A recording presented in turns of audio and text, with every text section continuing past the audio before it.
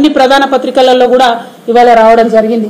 ఇది కరువు కాదు, కాళేశ్వరం ప్రాజెక్టుని బద్నాం చేయాలి, కేసీఆర్ గారిని బద్నాం చేయాలి అనేటటువంటి ఉద్దేశంతోని రాష్ట్ర ముఖ్యమంత్రి రేవంత్ రెడ్డి గారు సృష్టించినటువంటి కృత్రిమమైనటువంటి కరువు ఇది అని చెప్పి ఇవాళ మేము ప్రజలందరికీ తెలియజేస్తా ఉన్నాం.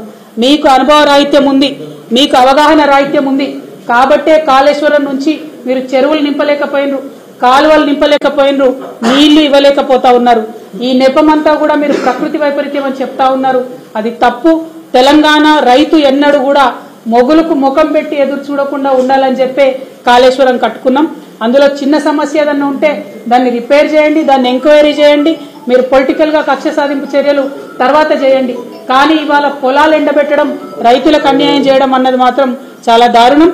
కాళేశ్వరం నీళ్లను ఎట్లా వినియోగం చేసుకోవాలో మీకు తెలియనటువంటి అనుభవ రాహిత్యంతో తెలంగాణ ప్రజలు, రైతులు తీవ్రంగా నష్టపోతున్న విషయాన్ని ప్రజల దృష్టికి మరొకసారి తీసుకొస్తా ఉన్నాం. అదేవిధంగా ఎంతసేపు పొలిటికల్ అంశాలు తప్పితే ఇంకొక అంశం ముఖ్యమంత్రి గారు మాట్లాడతలేరు. ప్రజలు, అభ్యున్నతి, అభివృద్ధి, రాష్ట్రము, ప్రగతి ఈ విషయాలన్నీ పక్కన పెట్టి ఎంతసేపు పార్లమెంట్ ఎన్నికల నేపథ్యంలోనే ముఖ్యమంత్రి గారు మాట్లాడుతూ ఉన్నారు. మరి ఈ నేపథ్యంలోనే ముఖ్యమంత్రి గారిని ప్రశ్నిస్తా ఉన్నాం. 4 సౌత్ ఇండియన్ స్టేట్స్ ఢిల్లీలో ధర్నా పెడితే, కేరళ నుంచి ధర్నా పెట్టి బీజేపీని ప్రశ్నిస్తే ఎక్కడ కూడా మన ముఖ్యమంత్రి గారు మాట్లాడలేదు. కర్ణాటకలో వాళ్ళ కాంగ్రెస్ ప్రభుత్వమే ఉంది, వీళ్ళు ఢిల్లీకి పోయి ధర్నా చేసినా కూడా ఆనాడు మాట్లాడలేదు. తమిళనాడు ముఖ్యమంత్రి గారు సౌత్ ఇండియన్ ట్యాక్స్ అంతా సౌత్ ఇండియాకే రావాలి, ట్యాక్స్ డెవల్యూషన్ లో సౌత్ ఇండియన్ స్టేట్స్ కి అన్యాయం జరుగుతుందంటే కూడా ఈ ముఖ్యమంత్రి గారు ఎన్నడూ మాట్లాడలేదు. అన్నిటికన్నా ఎక్కువ మొన్న బడ్జెట్ లో మన రాష్ట్రానికి ₹1 రాకపోయినా కూడా ప్రధానమంత్రి గారి మీద ఈ ముఖ్యమంత్రి గారు మాట్లాడలేదు. మీరు పొలిటికల్ గా రాష్ట్రానికి అన్యాయం చేస్తున్నారు, అవగాహన లేక రైతులకు పొలాలు ఎండబెడతా ఉన్నారు. చాలా దారుణమైనటువంటి ఒక మహిళలంటే నిర్లక్ష్య వైఖరితోని మహిళలకు ప్రభుత్వ ఉద్యోగ అవకాశాల్లో గండి కొడతా ఉన్నారు. మరి ఈ వైఖరిని అంతా కూడా మేము ప్రజల ముందు స్పష్టంగా ఎత్తి చూపుతాం. మేము రేపటి నాడు మార్చి 8 నాడు పర్మిషన్ అడుగుతా ఉన్నాం ధర్నా చేయడానికి. మీరు చెప్పిన చాలా మాటలు చెప్పిరు, మా ప్రజాపాలనలో ఎవరన్నా ఎక్కడికన్నా పోవచ్చు, ధర్నాలు చేసుకోవచ్చు, పర్మిషన్ ఇస్తామని చెప్పినారు. మరి ఇవాళ మీరు అన్న మాట నిజమైతే రేపు మాకు పర్మిషన్ ఇవ్వండి. ఇట్స్ ఎ పొలిటికల్ మీటింగ్, శాంతియుతంగా పొద్దునుండి సాయంత్రం వరకు కూర్చుంటాం, ప్రజలకు జరుగుతున్నటువంటి అన్యాయాన్ని వివరించి చెప్పేటటువంటి ప్రయత్నం చేస్తాం. ప్రజలకు అర్థమై మాకు మద్దతు ఇస్తేనే రేపటి నాడు అంశాలు ఉంటాయి తప్పితే ఇంకోటి కాదు. కాబట్టి మీరు తప్పు చేయలేదు అంటే GO3 కరెక్ట్ అని మీరు విశ్వసిస్తే పర్మిషన్ ఇవ్వాల్సిందిగా మేము ప్రభుత్వాన్ని విజ్ఞప్తి చేస్తా ఉన్నాం. Thank you. జై తెలంగాణ. పర్మిషన్ ఇవ్వకపోయినా వెళ్లేటటువంటి ప్రయత్నమే చేస్తాం ధర్నా చౌక్ కి. ఎందుకంటే ధర్నా చౌక్ అనేటటువంటిది ఓపెన్, యాక్చువల్ గా పర్మిషన్ కూడా అవసరం లేదని ఒకప్పుడు చెప్పారు. కానీ ఇవాళ పర్మిషన్ ఇవ్వకపోతే నిన్న భవ్య, వైష్ణవి పాప వాళ్ళు చనిపోయినటువంటి వాళ్ళ తల్లిదండ్రులను కూడా కసాయి ప్రభుత్వం గొర్రెలు ఈడ్చేసినటువంటి వైఖరిని మనం చూసినాం. మరి మేమేదో పొలిటికల్ గా స్టంట్ చేసి, డ్రామా చేసి ఇందిరా పార్క్ దగ్గరకు పోయి అరెస్ట్ అవ్వాలనుకుంటలేము.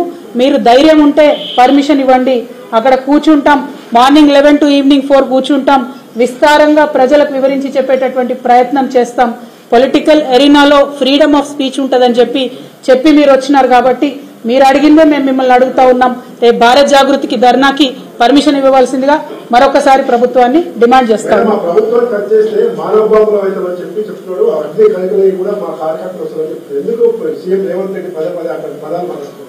వారికి ఉన్నటువంటి ఇన్సెక్యూరిటీ వారు చెప్తున్నారేమో, వారి ప్రభుత్వాన్ని టచ్ చేసే ఉద్దేశం ఎవరికి లేదని పదే అన్ని పొలిటికల్ పార్టీస్ చెప్తా ఉన్నాయి.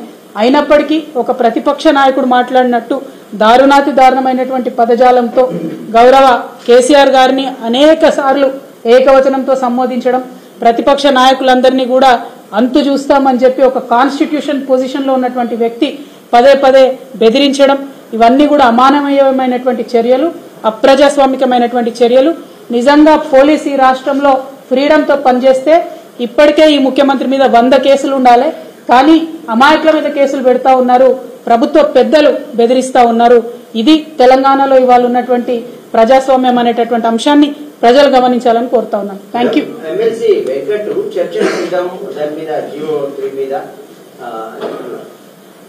ప్రభుత్వం రేపు పర్మిషన్ ఇస్తే దానిలో ఉన్న లోటుపాట్లన్నీ కూడా తప్పకుండా వివరిస్తాం ప్రజలకు.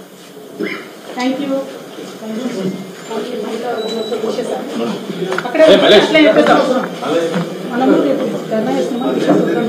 అయినప్పటికీ తెలంగాణ రాష్ట్రంలో కొత్తగా ఏర్పడ్డటువంటి ప్రభుత్వంలో కొత్తగా వచ్చినటువంటి ముఖ్యమంత్రి రేవంత్ రెడ్డి గారు తరతరాలు మన ఆడబిడ్డలకు నష్టం జరిగేటటువంటి చర్యలు చేపట్టినారు కాబట్టి దానికి నిరసన వ్యక్తం చేస్తూ ఆడబిడ్డలకు ప్రభుత్వ ఉద్యోగ అవకాశాల్లో ప్రభుత్వ విద్యా సంస్థల్లో వచ్చేటటువంటి అవకాశాల్లో జరిగేటటువంటి నష్టాన్ని వివరించి ప్రజలకు చెప్పాలనే ఉద్దేశంతో భారత్ జాగృతి తరఫున రేపు ఇందిరా పార్క్ దగ్గర ధర్నా కోసం మేము పర్మిషన్కి అప్లై చేసుకోవడం జరిగింది.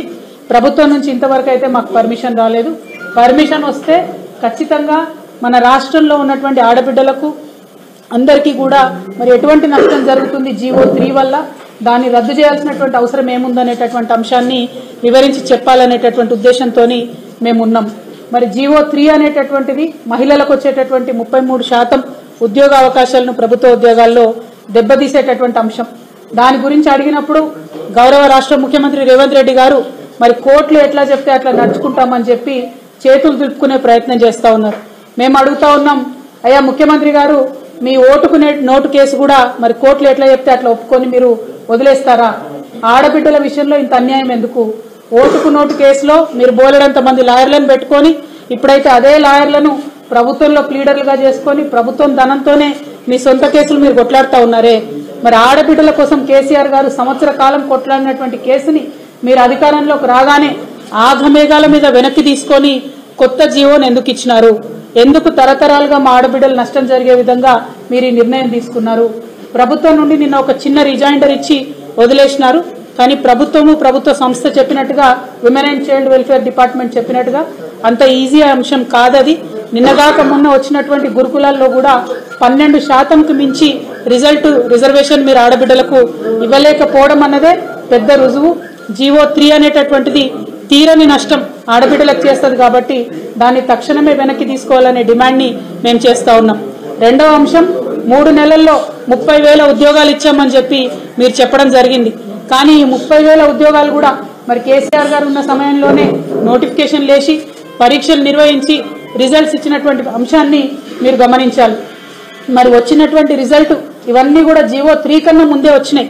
కానీ వాటికి మీరు జీవో 3 అప్లై చేస్తూ పాత ఉద్యోగాలలో కూడా మహిళలకు అన్యాయం చేసే ప్రయత్నం చేస్తూ ఉన్నారు.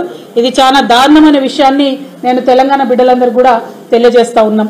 మరి అదేవిధంగా ఇవాళ కరువు వచ్చింది, ఎవరు కూడా సాగునీళ్లు తాగునీళ్లు అడగొద్దని చెప్పి ముఖ్యమంత్రి గారు అన్నట్టుగా అన్ని ప్రధాన పత్రికలలో కూడా ఇవాళ రావడం జరిగింది. ఇది కరువు కాదు. కాళేశ్వరం ప్రాజెక్టుని బద్నాం చేయాలి, కేసీఆర్ గారిని బద్నాం చేయాలి అనేటటువంటి ఉద్దేశంతో రాష్ట్ర ముఖ్యమంత్రి రేవంత్ రెడ్డి గారు సృష్టించినటువంటి కృత్రిమమైనటువంటి కరువు ఇది అని చెప్పి ఇవాళ మేము ప్రజలందరికీ తెలియజేస్తా ఉన్నాం. మీకు అనుభవ రాహిత్యం ఉంది, మీకు అవగాహన రాహిత్యం ఉంది కాబట్టే కాళేశ్వరం నుంచి మీరు చెరువులు నింపలేకపోయినరు, కాలువలు నింపలేకపోయినరు, నీళ్లు ఇవ్వలేకపోతా ఉన్నారు. ఈ నెపమంతా కూడా మీరు ప్రకృతి వైపరీత్యం అని చెప్తా ఉన్నారు. అది తప్పు.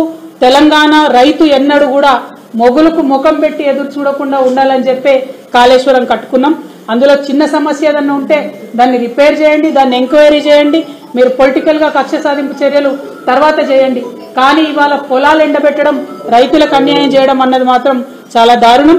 కాళేశ్వరం నీళ్లను ఎట్లా వినియోగం చేసుకోవాలో మీకు తెలియనటువంటి అనుభవ రాహిత్యంతో తెలంగాణ ప్రజలు, రైతులు తీవ్రంగా నష్టపోతున్న విషయాన్ని ప్రజల దృష్టికి మరొకసారి తీసుకొస్తా ఉన్నాం. అదేవిధంగా ఎంతసేపు పొలిటికల్ అంశాలు తప్పితే ఇంకొక అంశం ముఖ్యమంత్రి గారు మాట్లాడతలేరు. ప్రజలు, అభ్యున్నతి, అభివృద్ధి, రాష్ట్రము, ప్రగతి ఈ విషయాలన్నీ పక్కన పెట్టి ఎంతసేపు పార్లమెంట్ ఎన్నికల నేపథ్యంలోనే ముఖ్యమంత్రి గారు మాట్లాడుతూ ఉన్నారు. మరి ఈ నేపథ్యంలోనే ముఖ్యమంత్రి గారిని ప్రశ్నిస్తా ఉన్నాం. 4 సౌత్ ఇండియన్ స్టేట్స్ ఢిల్లీలో ధర్నా పెడితే, కేరళ నుంచి ధర్నా పెట్టి బీజేపీని ప్రశ్నిస్తే ఎక్కడ కూడా మన ముఖ్యమంత్రి గారు మాట్లాడలేదు. కర్ణాటకలో వాళ్ళ కాంగ్రెస్ ప్రభుత్వమే ఉంది, వీళ్ళు ఢిల్లీకి పోయి ధర్నా చేసినా కూడా ఆనాడు మాట్లాడలేదు. తమిళనాడు ముఖ్యమంత్రి గారు సౌత్ ఇండియన్ ట్యాక్స్ అంతా సౌత్ ఇండియాకే రావాలి, ట్యాక్స్ డెవల్యూషన్ లో సౌత్ ఇండియన్ స్టేట్స్ కి అన్యాయం జరుగుతుందంటే కూడా ఈ ముఖ్యమంత్రి గారు ఎన్నడూ మాట్లాడలేదు. అన్నిటికన్నా ఎక్కువ మొన్న బడ్జెట్ లో మన రాష్ట్రానికి ₹1 రాకపోయినా కూడా ప్రధానమంత్రి గారి మీద ఈ ముఖ్యమంత్రి గారు మాట్లాడలేదు. మీరు పొలిటికల్ గా రాష్ట్రానికి అన్యాయం చేస్తున్నారు, అవగాహన లేక రైతులకు పొలాలు ఎండబెడతా ఉన్నారు. చాలా దారుణమైనటువంటి ఒక మహిళలంటే నిర్లక్ష్య వైఖరితోని మహిళలకు ప్రభుత్వ ఉద్యోగ అవకాశాల్లో గండి కొడతా ఉన్నారు. మరి ఈ వైఖరిని అంతా కూడా మేము ప్రజల ముందు స్పష్టంగా ఎత్తి చూపుతాం. మేము రేపటి నాడు మార్చి 8 నాడు పర్మిషన్ అడుగుతా ఉన్నాం ధర్నా చేయడానికి. మీరు చెప్పిన చాలా మాటలు చెప్పిరు, మా ప్రజాపాలనలో ఎవరన్నా ఎక్కడికన్నా పోవచ్చు, ధర్నాలు చేసుకోవచ్చు, పర్మిషన్ ఇస్తామని చెప్పినారు. మరి ఇవాళ మీరు అన్న మాట నిజమైతే రేపు మాకు పర్మిషన్ ఇవ్వండి. ఇట్స్ ఎ పొలిటికల్ మీటింగ్, శాంతియుతంగా పొద్దు నుండి సాయంత్రం వరకు కూర్చుంటాం. ప్రజలకు జరుగుతున్నటువంటి అన్యాయాన్ని వివరించి చెప్పేటటువంటి ప్రయత్నం చేస్తాం. ప్రజలకు అర్థమై మాకు మద్దతు ఇస్తేనే రేపటి నాడు అంశాలు ఉంటాయి తప్పితే ఇంకోటి కాదు. కాబట్టి మీరు తప్పు చేయలేదు అంటే GO3 కరెక్ట్ అని మీరు విశ్వసిస్తే పర్మిషన్ ఇవ్వాల్సిందిగా మేము ప్రభుత్వాన్ని విజ్ఞప్తి చేస్తా ఉన్నాం. Thank you. జై తెలంగాణ. పర్మిషన్ ఇవ్వకపోయినా వెళ్లేటటువంటి ప్రయత్నమే చేస్తాం ధర్నా చౌక్ కి. ఎందుకంటే ధర్నా చౌక్ అనేటటువంటిది ఓపెన్, యాక్చువల్ గా పర్మిషన్ కూడా అవసరం లేదని ఒకప్పుడు చెప్పారు. కానీ ఇవాళ పర్మిషన్ ఇవ్వకపోతే నిన్న భవ్య వైష్ణవి పాప వాళ్ళు చనిపోయినటువంటి వాళ్ళ తల్లిదండ్రులను కూడా కసాయి ప్రభుత్వం గొర్రెలు ఈడ్చేసినటువంటి వైఖరిని మనం చూసినాం. మరి మేమేదో పొలిటికల్ గా స్టంట్ చేసి డ్రామా చేసి ఇందిరా పార్క్ దగ్గరకు పోయి అరెస్ట్ అవ్వాలనుకుంటలేము. మీరు ధైర్యం ఉంటే పర్మిషన్ ఇవ్వండి, అక్కడ కూర్చుంటాం. మార్నింగ్ 11 to ఈవినింగ్ 4 కూర్చుంటాం. విస్తారంగా ప్రజలకు వివరించి చెప్పేటటువంటి ప్రయత్నం చేస్తాం.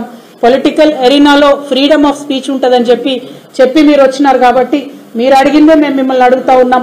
రేపు భారత్ జాగృతికి ధర్నాకి పర్మిషన్ ఇవ్వవలసిందిగా మరొకసారి ప్రభుత్వాన్ని డిమాండ్ చేస్తాం.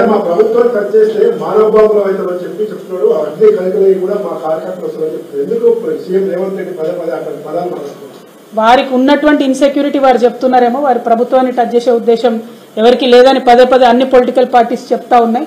అయినప్పటికీ ఒక ప్రతిపక్ష నాయకుడు మాట్లాడినట్టు దారుణాతి దారుణమైనటువంటి పదజాలంతో గౌరవ కేసీఆర్ గారిని అనేక సార్లు ఏకవచనంతో సంబోధించడం, ప్రతిపక్ష నాయకులందరినీ కూడా అంతు చూస్తామని చెప్పి ఒక కాన్స్టిట్యూషన్ పొజిషన్ లో ఉన్నటువంటి వ్యక్తి పదే బెదిరించడం, ఇవన్నీ కూడా అమానవీయమైనటువంటి చర్యలు, అప్రజాస్వామికమైనటువంటి చర్యలు. నిజంగా పోలీస్ ఈ రాష్ట్రంలో ఫ్రీడమ్ తో పనిచేస్తే ఇప్పటికే ఈ ముఖ్యమంత్రి మీద 100 కేసులు ఉండాలి. కానీ అమాయకుల మీద కేసులు పెడతా ఉన్నారు, ప్రభుత్వ పెద్దలు బెదిరిస్తా ఉన్నారు. ఇది తెలంగాణలో ఇవాళ ఉన్నటువంటి ప్రజాస్వామ్యం అనేటటువంటి అంశాన్ని ప్రజలు గమనించాలని కోరుతా ఉన్నాను. Thank you.